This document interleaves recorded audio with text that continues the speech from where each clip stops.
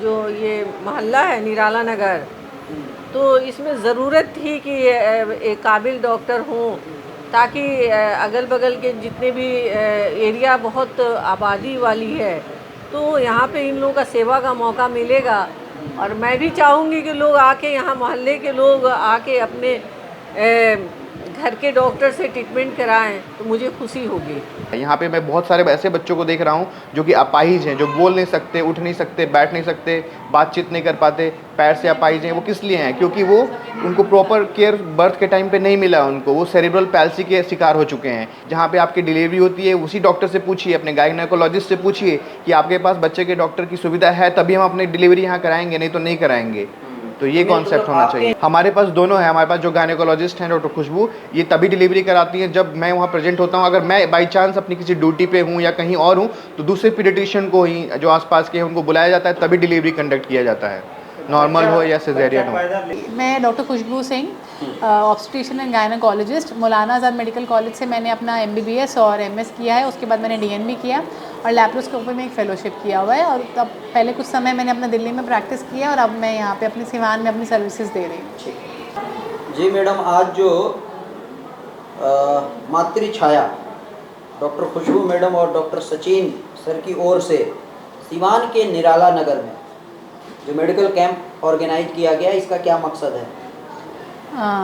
Thank you Nadeem जी, आपका आने के लिए, और बहुत अच्छा लग रहा है मुझे आज। कैंप का मतलब मेन मोटो हमारा ये है कि देखिए, पहले भी हम लोग निरंतर ऐसे कैंप्स करते आए हैं ताकि जो भी पेशेंट्स को free services, free OPD, free test, free medicines, ये सब एक ही जगह पे एक ही साथ मिल पाए।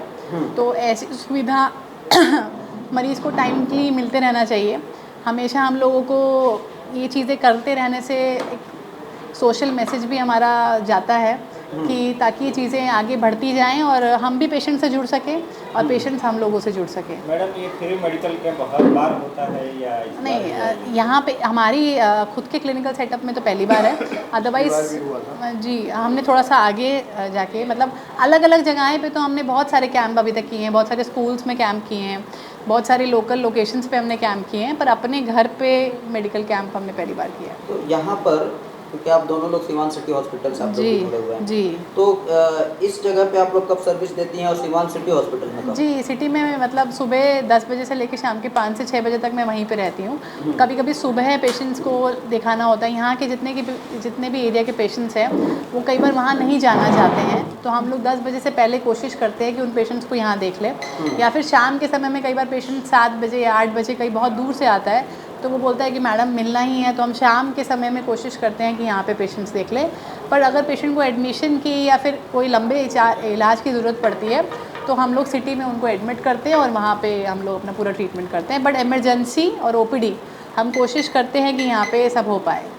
अच्छा, गर्भवती महिला को आप क्या सजेस्ट करेंगी, क्या कहेंगी, किन किन बातों का आप बेसिकली स्टार्टिंग में जब कोई प्रेग्नेंट हो जाती है कोई भी लेडी, तो शुरू में क्या, जैसे ही उनको पता चल गया कि हम प्रेग्नेंट हो गए, तो क्या किन बातों का ख्याल रखना चाहिए? जी देखिए, सब मैं हमेशा ही बोलती आई हूँ कि प्रेगनेंसी है ये फिज़िकल नॉर्मल एक फिजियोलॉजिकल स्टेट है, बीमारी नहीं है। पहली चीज़, आप हेल्दी, सबसे ज़रूरी है कि एक हेल्दी लाइफस्टाइल रहना, चाहे प्रेग्नेंट हो चाहे नॉन प्रेग्नेंट हो, एक हेल्दी रूटीन फॉलो करना, हेल्दी लाइफस्टाइल, हेल्दी खाना खाना, और सबसे पहले एक अपने किसी एक अच्छे गायनेकोलॉजिस्ट से बुक करना, अपने आप को समझना कि आप अब प्रेग्नेंट हो तो अब नेक्स्ट आपको क्या करना है, इस समय पे क्या करना है, अगले टेस्ट की आपको क्या ज़रूरत पड़ेगी, वो सब करना। ये सब चीज़ें बहुत ज़रूरी है। सबसे ज़रूरी है कि पहले आप किसी अच्छे डॉक्टर से मिलें और जुड़े। मैम, आपने शुरुआत में कहा हेल्दी खाना खाना। जी, जो कि आजकल तो बिल्कुल आप समझ ही रहे होंगे कि आजकल का जैसा माहौल है, तो प्रोसेस्ड फूड और जंक फूड का कल्चर बहुत ज़्यादा है। हम लोग अपने घर पे भी जो पैकेट फूड है वो ज़्यादा लाते हैं, ना कि नेचुरली घर पे बनाना चीज़ें जो कि पहले हुआ करती थी। तो पहले का लाइफ, जो पहले की एज थी, वो आपने भी सुना होगा कि 90, 100 तो बहुत ईजिली लोग रहते थे। और आजकल के प्रोसेस्ड फूड और जंक फूड से लाइफस्टाइल में कितना प्रभाव पड़ रहा है कि आजकल लोगों का लाइफ स्पैन 60-70 पे ही मैक्सिमम लोग का ख़त्म हो जा रहा है। ठीक है, छोटा सा परिचय।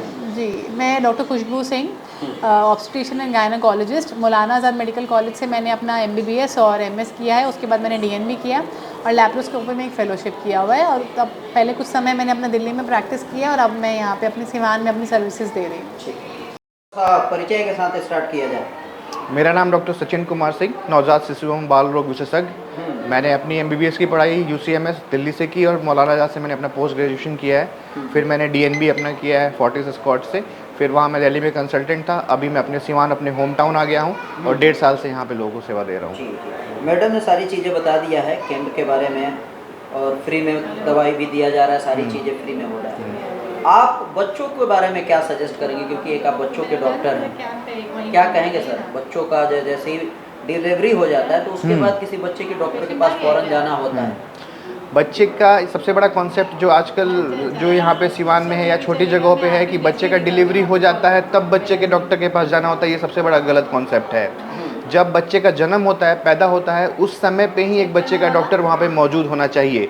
क्योंकि जब हम लोग दिल्ली में प्रैक्टिस करते थे तो जब तक बच्चे का डॉक्टर वहाँ पे आता नहीं था तब तक डिलीवरी को होल्ड करके रखा जाता था कि बच्चे के डॉक्टर नहीं है। अगर इमीडिएटली बच्चे को कोई दिक्कत हुआ, बच्चा क्राई नहीं कर रहा है या कुछ ऐसी तरह की प्रॉब्लम आ रही है तो उसको तुरंत वहीं पे टैकल किया जा सके, क्योंकि स्टार्टिंग का जो पहला 1 मिनट होता है वो गोल्डन मिनट होता है। यहाँ पे मैं बहुत सारे ऐसे बच्चों को देख रहा हूँ जो कि अपाहिज हैं, जो बोल नहीं सकते, उठ नहीं सकते, बैठ नहीं सकते, बातचीत नहीं कर पाते, पैर से अपाहिज हैं। वो किस लिए हैं? क्योंकि वो उनको प्रॉपर केयर बर्थ के टाइम पे नहीं मिला उनको, वो सेरिब्रल पैल्सी के शिकार हो चुके हैं। 1 मिनट जो गोल्डन मिनट होता है उनके दिमाग में ऑक्सीजन का लेवल की मात्रा कम हो गई, अब वो ज़िंदगी भर के लिए बच्चा वो अपाहिज हो गया। तो इसलिए बच्चे को लेके बच्चे के डॉक्टर के पास जाना नहीं है। जहाँ पे आपकी डिलीवरी होती है उसी डॉक्टर से पूछिए, अपने गायनेकोलॉजिस्ट से पूछिए कि आपके पास बच्चे के डॉक्टर की सुविधा है तभी हम अपनी डिलीवरी यहाँ कराएंगे, नहीं तो नहीं कराएंगे।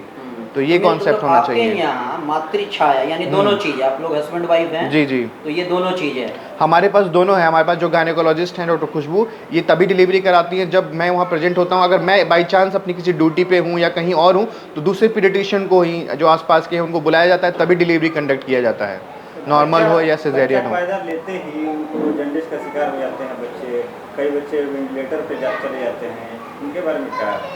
2 चीज़ें पूछी आपने, एक तो जॉन्डिस और दूसरा बात वेंटिलेटर वाला। जो जॉन्डिस की जहाँ तक बात है, जॉन्डिस क्या होता है, एक ऐसा प्रोसेस है जो बच्चों में होता है और ये तब होता है जो बच्चे का जो ब्लड होता है, जो RBCs होता है, उनका लाइफ स्पैन जो होता है बहुत जो होता है कम होता है, 90 डेज़ होता है। और जो हमारे अंदर ब्लड है एडल्ट्स के अंदर, उनका RBCs का लाइफ स्पैन जो होता है 120 डेज़ होता है। तो उनमें जो सेल्स का ब्रेकडाउन होता है बहुत जल्दी होता है, जल्दी ब्रेक होते हैं। उनके जो लीवर होते हैं वो मैच्योर नहीं होते।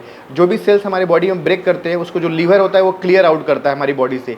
लेकिन बच्चों के सेल जो लीवर होता है, लीवर सेल्स इतने मजबूत नहीं होते कि उसके सेल्स को क्लियर कर सके, तो बच्चों में जॉन्डिस का लेवल बढ़ने लगता है। ये जॉन्डिस हर बच्चे में होता है, तीसरे, चौथे, 5वें दिन से स्टार्टिंग होती है और 7वें, 10वें दिन पे जाके ख़त्म होता है। खासकर जो टर्म बच्चे हैं, जो पूरे महीने पे नॉर्मल वेट के हिसाब से पैदा हुए हैं। जो बच्चे प्री मैच्योर है, प्री टर्म है, 2 किलो से कम है, समय से पहले पैदा हुए हैं, उनमें थोड़ा और जल्दी हो जाता है जॉन्डिस, पहले दूसरे दिन ही हो जाता है और लंबे समय तक भी रहता है, 14 दिन 15 दिन तक रहता है।